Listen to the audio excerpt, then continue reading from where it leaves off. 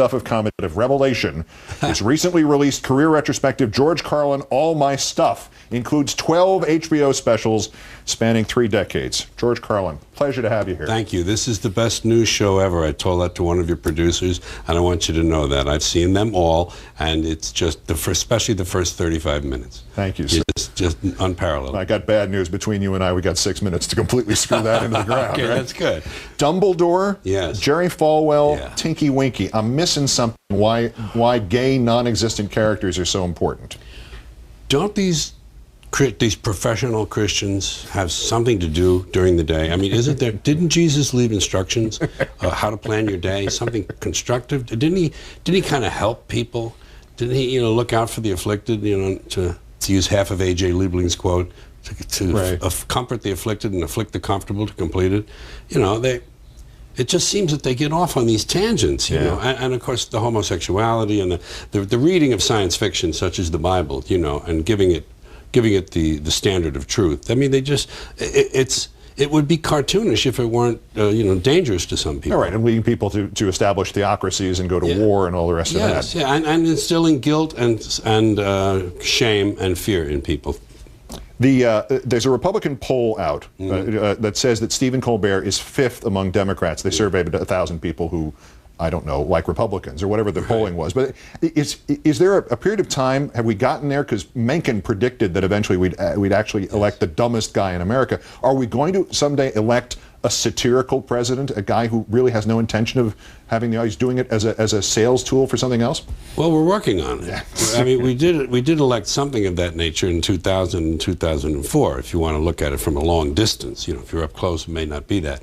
I was around in 1960 when Professor Irwin Corey ran for president. And I was around in 1968 when Pat Paulson ran for president. And I think Larry Flynt had a go at it there. For a while. It's why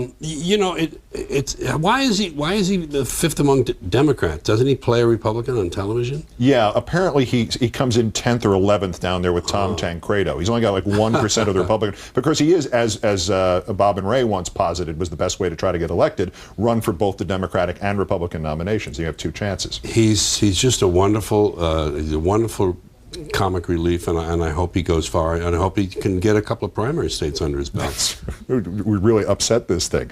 The reverse of Colbert. I want to play you this clip. It's Senator Arlen Specter and a story that he says his colleague's father used to tell. Play this thing.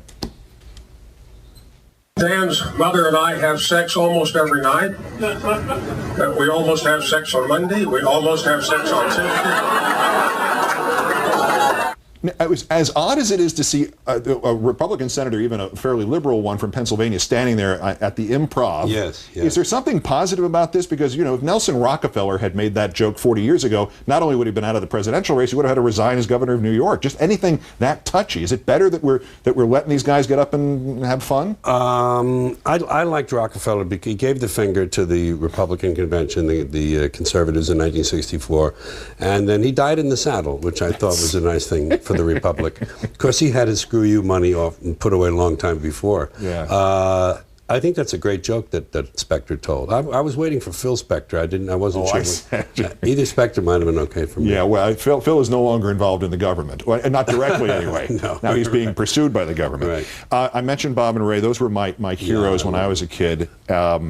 At the height of Watergate, I got to interview them, and I said, why don't you do, because they'd gone after McCarthy in a limited way, but a very effective way. So why didn't you do more political humor? And Ray Goulding said, how could we make that funnier? Yeah. Do you feel that way about President Bush? Well, I use the sledgehammer. I don't bother with the rapier on Bush. And I don't really do a lot of political humor, but I have some glancing blows in the current show that I'm developing.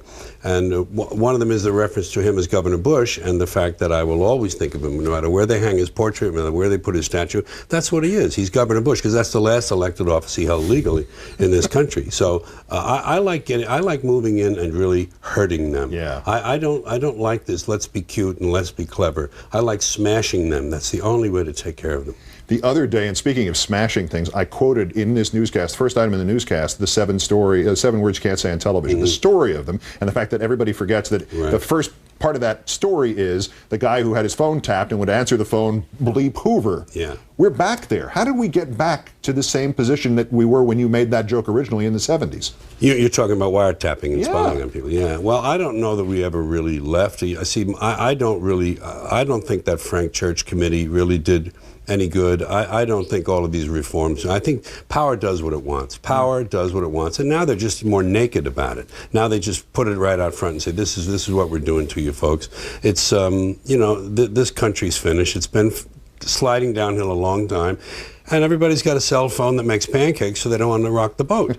They don't want to make any trouble. People have been bought off by gizmos and toys in this country, and no one questions things anymore. Seriously, that's what I love about your show. I mean, you bring the thing right to them, and that's the only way to do it. If you do, as you know, if you got the platform and you're not doing something with it, you might as well have a trained monkey out here. So, The one and only George Carlin. The retrospective is called George Carlin, All My Stuff, on DVD. Go buy it. A pleasure having you here, sir. Thank you, sir. I really appreciate it. That's Countdown for this, the 1,637th day since the declaration of mission accomplished in Iraq.